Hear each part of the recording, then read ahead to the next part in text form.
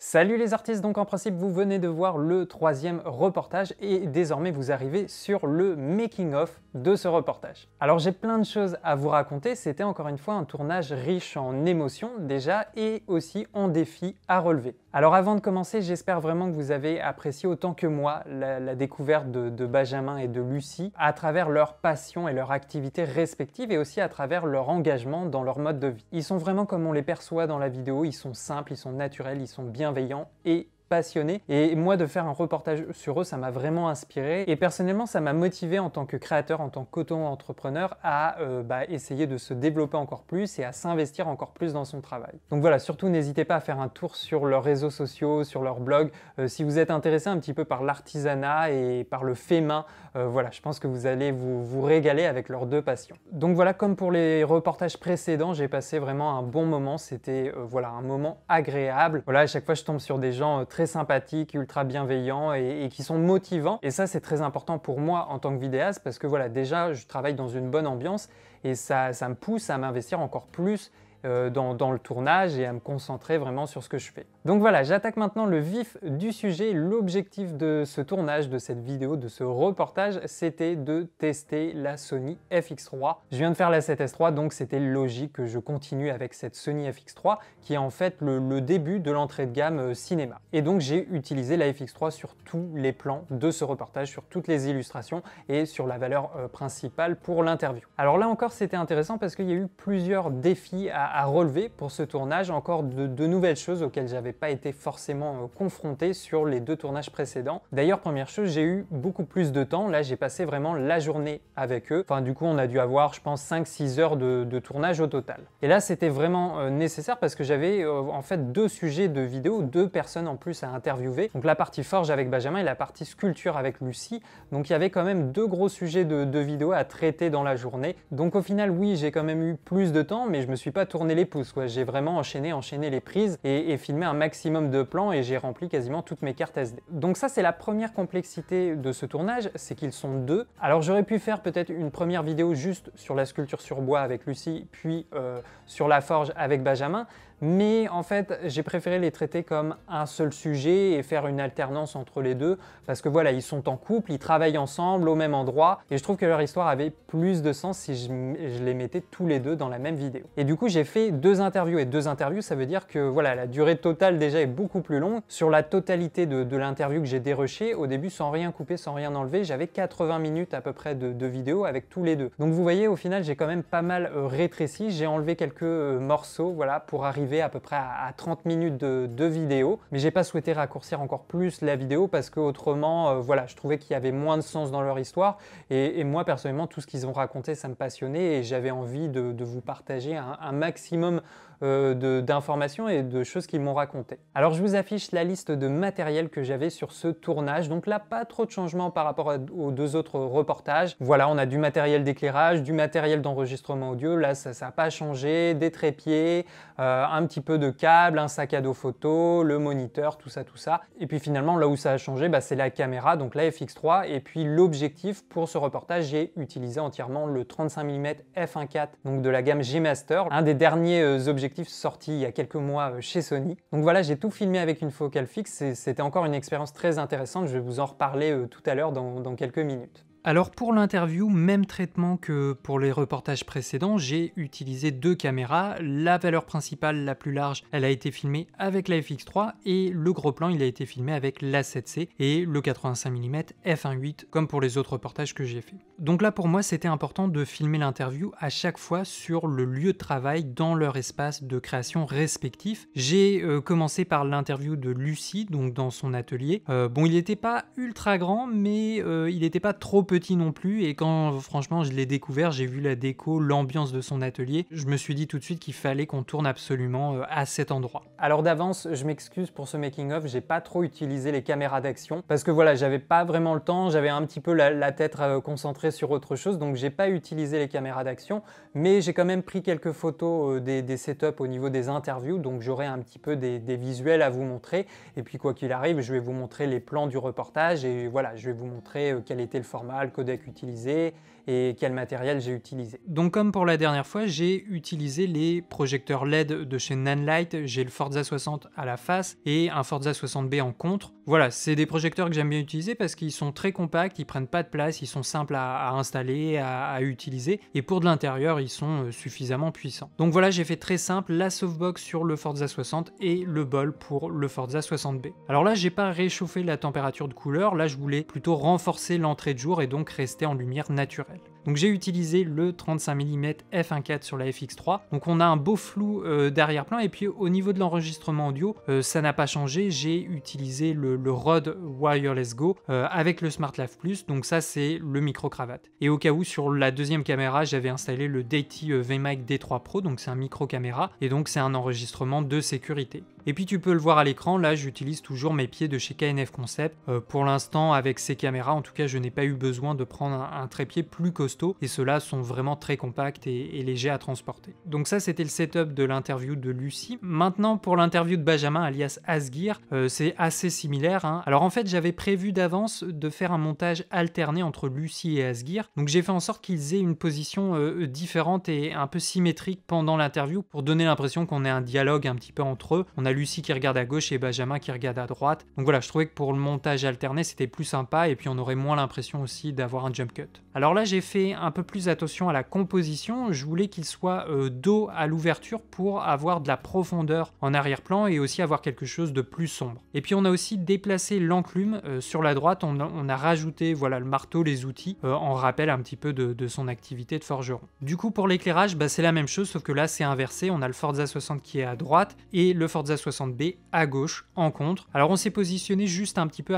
au bout de son atelier, donc en fait devant lui, dans mon dos, il y a une grande ouverture, comme on peut le voir d'ailleurs dans le reportage. Donc il y a beaucoup de niveaux qui provient de l'extérieur, mais heureusement il n'y a pas eu de changement de lumière, le temps était assez stable, donc voilà, on n'a pas eu de fausse teinte pendant la vidéo. Alors cette fois-ci par contre, j'ai réchauffé le contre, c'est ça l'intérêt un peu du Forza 60B, c'est que je peux modifier sa température. Je voulais renforcer l'ambiance de la forge. Alors évidemment, lui, toutes ces machines, elles sont éteintes pendant l'interview parce qu'elles font beaucoup de bruit et ça aurait été pas possible pour l'enregistrement audio. Et du coup, en fait, à la fin de l'installation, je trouvais qu'il manquait un truc et j'ai rajouté deux minettes, deux torches LED RGB. Donc on a une torche LED à gauche qui est cachée dans le décor, et puis on en a une deuxième en contre-plongée au niveau de l'enclume. Voilà, je trouve que ça rajoute énormément à l'ambiance de la scène. Ça renforce un petit peu le côté chaleur, le feu de la forge dont on s'imagine. Alors pour faire ça, j'ai utilisé le Falcon Eyes F7 et la Puture MC. Voilà, je les glisse toujours dans mon sac parce que c'est très pratique et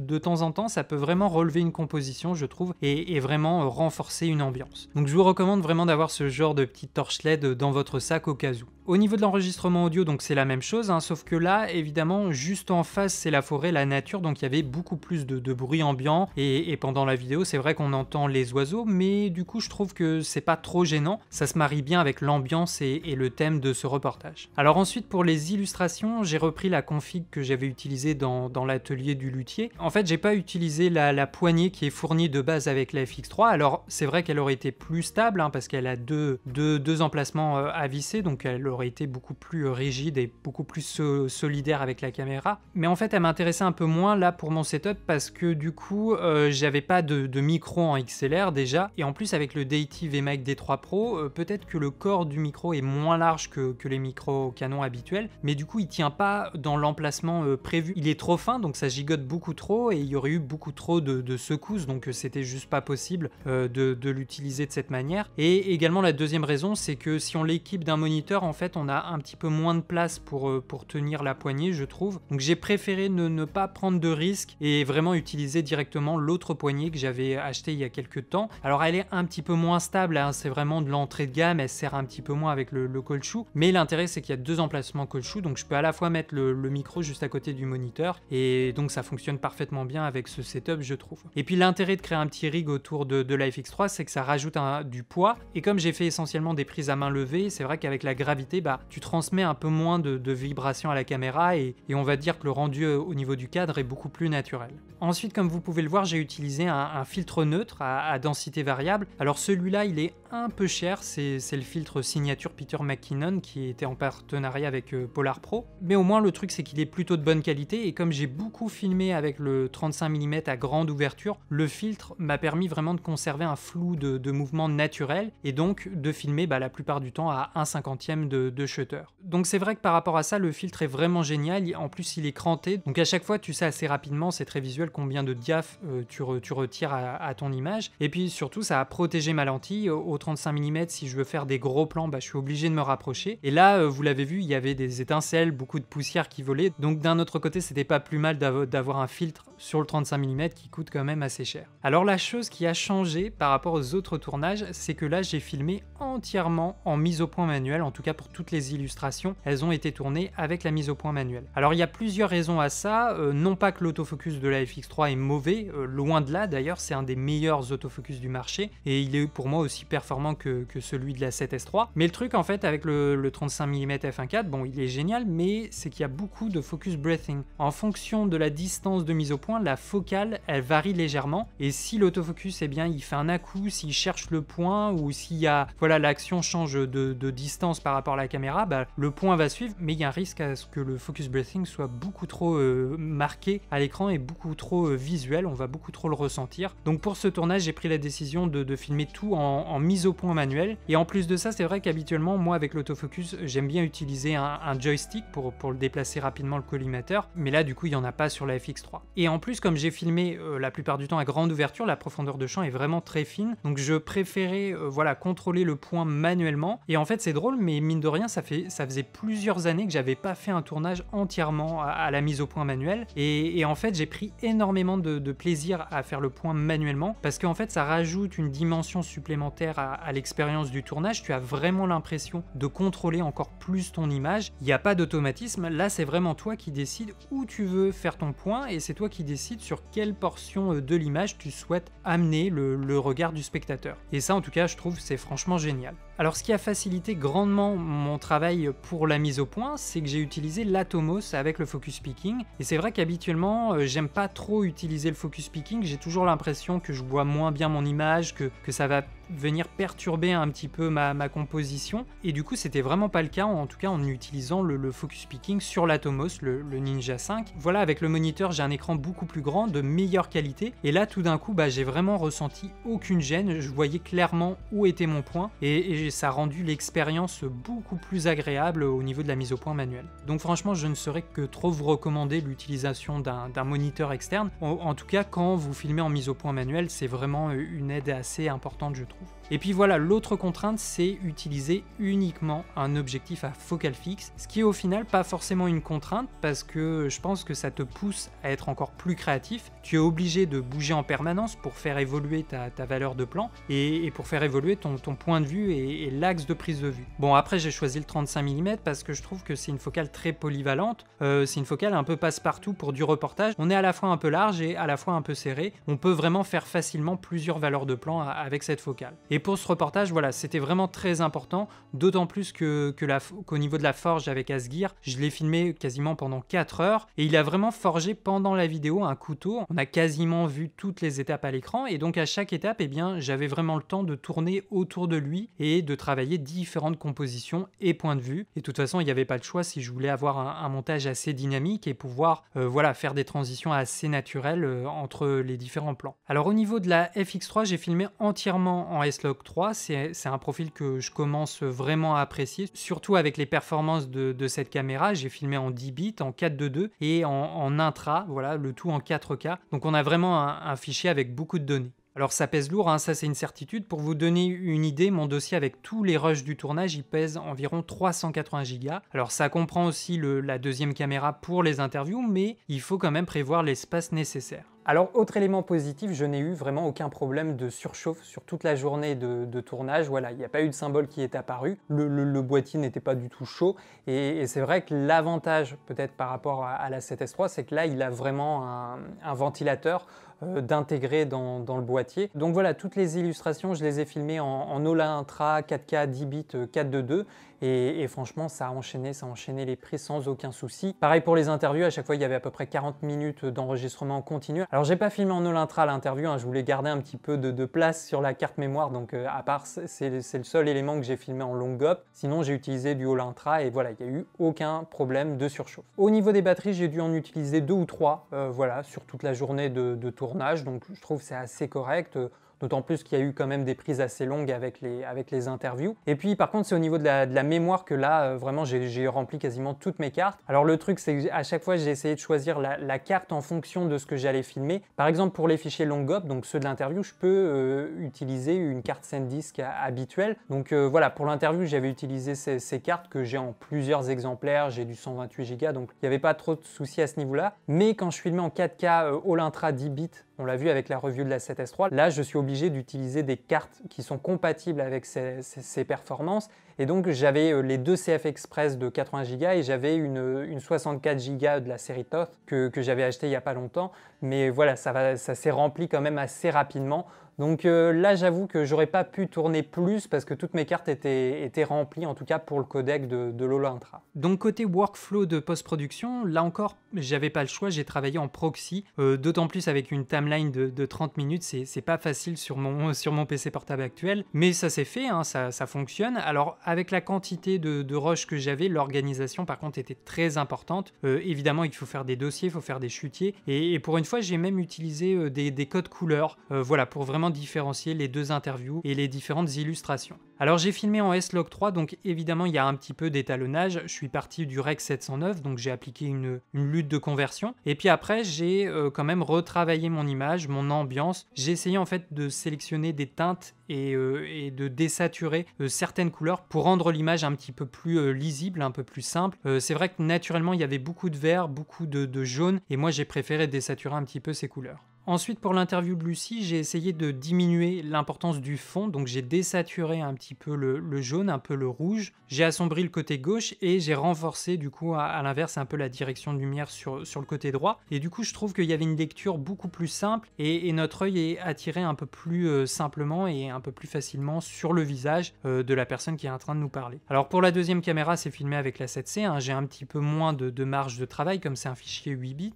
mais j'ai essayé de faire correspondre les 2 images au maximum. Et puis pour l'interview de Benjamin, j'ai retravaillé aussi les couleurs. Il y avait beaucoup de vert et de jaune dans l'image, donc j'ai pas mal désaturé ces couleurs. Et j'ai aussi essayé de concentrer le contraste sur le sujet et d'assombrir un petit peu l'arrière-plan. Et puis même chose pour la deuxième caméra, l'idée c'était de la faire matcher avec la FX3.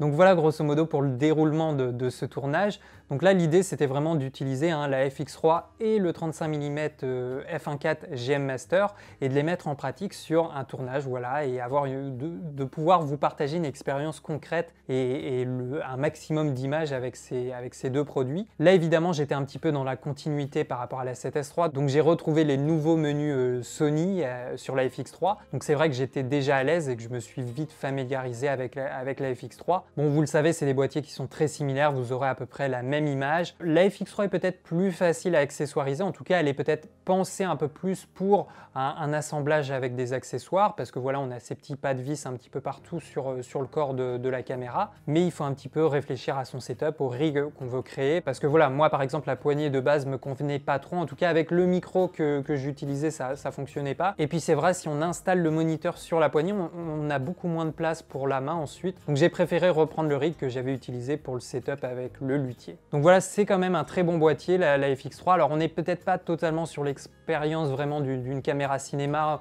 il nous manque des petits éléments comme les filtres ND intégrés, mais voilà, c'est une caméra totalement opérationnelle pour un usage pro. Et puis il n'y a pas non plus de limite d'enregistrement, ou avec les ventilateurs en tout cas il n'y a pas de surchauffe, donc ça c'est vraiment un plus et c'est un point positif sur cette caméra. Donc voilà, je vous ai mis tous les liens du matériel que j'ai cité et que j'ai utilisé dans cette vidéo dans la description. Et puis c'était aussi l'occasion de tester le 35 mm f1.4, donc voilà, c'est du G Master.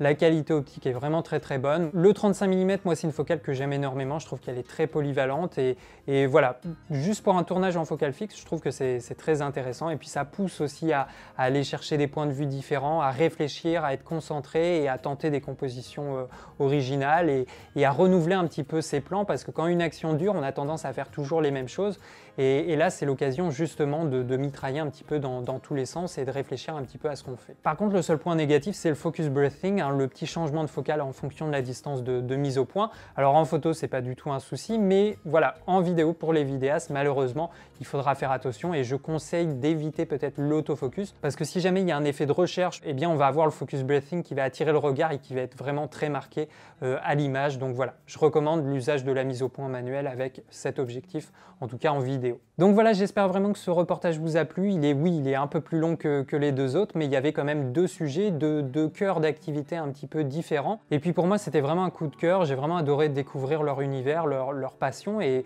je trouve qu'ils sont très talentueux et très intéressants. Donc j'espère que vous avez ressenti un petit peu tout ça pendant le reportage. Alors pour la suite, il y aura certainement une review de la FX3, même si je l'ai déjà rendue en fait parce que Sony en avait besoin et je l'ai gardé beaucoup moins longtemps que la 7S3, mais je vais essayer de faire une petite review sur cette caméra. Et puis après, pour les prochains reportages, je vais essayer de tester la Blackmagic Pocket Cinema Camera 6K et la C70 de chez Canon. Voilà, c'est les deux prochaines caméras que j'ai en tête, mais si vous avez d'autres suggestions de caméras pour ces reportages, n'hésitez pas à m'en faire part dans les commentaires. Voilà les amis, j'espère que ça vous a plu. Encore une fois, vous avez tous les liens dans la description de la vidéo. Alors comme je l'ai déjà dit dans des vidéos précédentes, j'intègre beaucoup plus de liens pour Miss Numérique, donc c'est une boutique spécialisée en photo et vidéo, vous la connaissez, hein, j'ai même pas besoin de la présenter, c'est une entreprise française. Et voilà, franchement, ils sont super cool, ils sont pros, ils répondent aux messages, les expéditions sont très rapides. J'ai moi acheté pas mal de matos perso chez eux, donc je vous les recommande évidemment dès que vous avez une commande à faire. Et je fais un peu de pub pour eux. Et en passant par mes liens chez Miss Numérique, vous soutenez directement mon travail, donc c'est ultra important évidemment. Et je vous remercie d'avance pour toutes les personnes qui utilisent déjà ces liens depuis pas mal de temps. Voilà les amis, c'est la fin de ce making of. J'espère que ça vous a plu. On se dit à très vite pour les prochaines vidéos. Ciao les artistes!